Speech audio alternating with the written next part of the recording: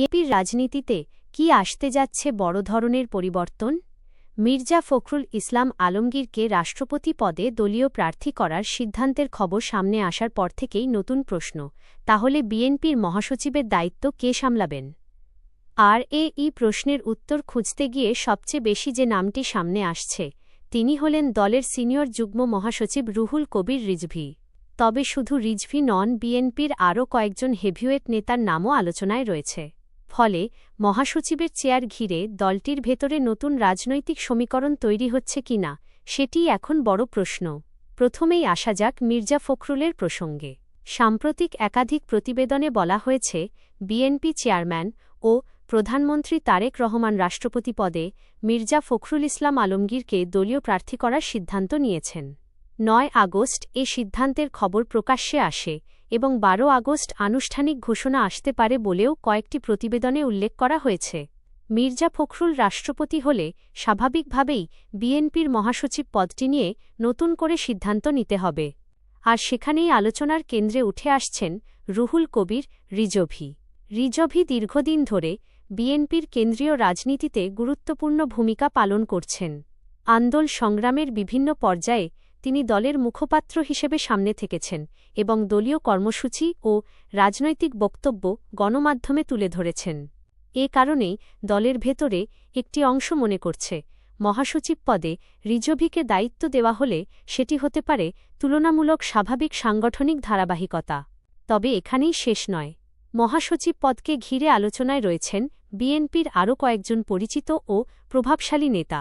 বিভিন্ন প্রতিবেদনে সালাহউদ্দিন আহমদ, আমির খসরু মাহমুদ চৌধুরী, হাবিব উন নবী খান সোহেল এবং শহীদ উদ্দিন চৌধুরী অ্যানির নামও উঠে এসেছে। অর্থাৎ এখন পর্যন্ত রিজভীর নাম আলোচনায় এগিয়ে থাকলেও চূড়ান্ত সিদ্ধান্ত যে হয়ে গেছে এমনটা বলার সুযোগ নেই। বরং বিএনপির পরবর্তী সাংগঠনিক কাঠামো কেমন হবে সেটি নির্ভর করবে দলীয় নেতৃত্বের সিদ্ধান্ত এবং পরবর্তী কাউন্সিলের ওপর। এখানে আরেকটি গুরুত্বপূর্ণ বিষয় হচ্ছে বিএনপির জাতীয় কাউন্সিল।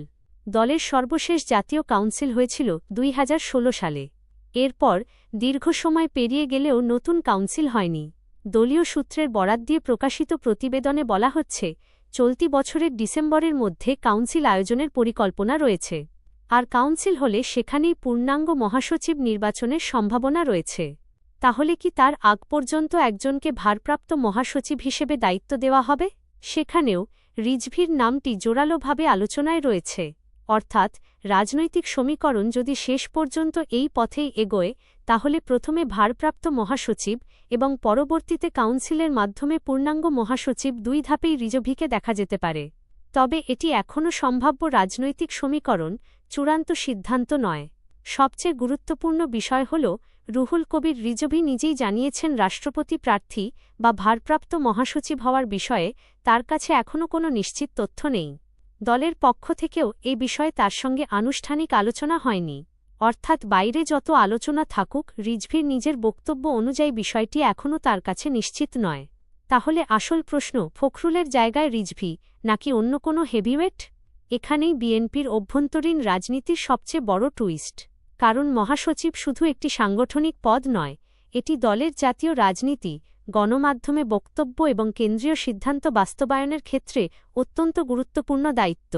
ফলে মির্জা ফখরুল রাষ্ট্রপতি হলে তার উত্তরসূরি হিসেবে কাকে বেছে নেওয়া হচ্ছে, সেটি বিএনপির ভবিষ্যৎ রাজনৈতিক কৌশলেরও একটি গুরুত্বপূর্ণ ইঙ্গিত দিতে পারে।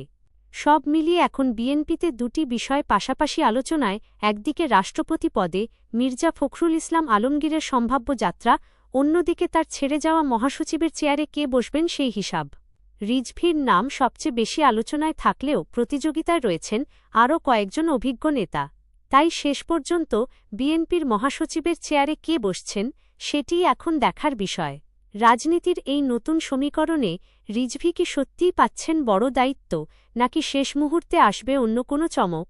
উত্তর মিলবে দলীয় সিদ্ধান্তেই। আপনার কি মনে হয়, বিএনপির পরবর্তী মহাসচিব হিসাবে রুহুল কবির রিজভী সবচেয়ে এগিয়ে? কমেন্টে আপনার মতামত জানান। ভিডিওটি ভালো লাগলে লাইক দিন, শেয়ার করুন এবং এসটিউব চ্যানেলটি সাবস্ক্রাইব করুন।